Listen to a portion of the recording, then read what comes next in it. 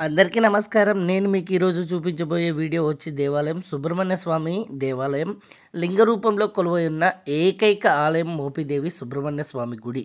ఇక్కడ లింగం ఎంత లోతు ఉందో ఎవరికీ తెలియదంట. గర్భగుడి పక్కనే ఒక పుట్టలో స్వామి కొలువై ఉన్నారని అందరూ నమ్ముతారు.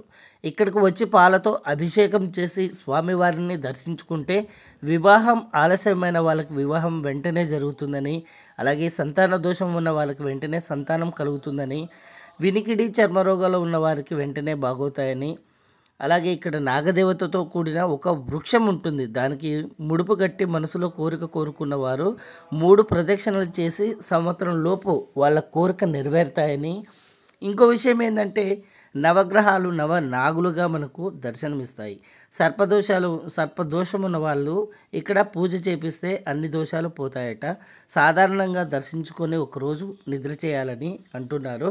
నిత్యం అన్నదానం అయితే ప్రతిరోజు జరుగుతుంది. అలాగే ఈ దేవాలయం టైమింగ్ వచ్చేసరికి 5:30 నుండి ఉదయం మధ్యాహ్నం 1 గంట వరకు, అలాగే సాయంత్రం 4 గంటల నుండి 8 గంటల వరకు ఉంటుంది. విజయవాడ నుండి చాలా బస్సెస్ అయితే ఉంటాయి. ఒకవేళ మీరు రేపల్లెకి వచ్చి రేపల్లి నుండి రావాలనుకుంటే అక్కడ నుండి కూడా చాలా బస్సులు ఉంటాయి, అలాగే ఆటోలు కూడా ఉంటాయి.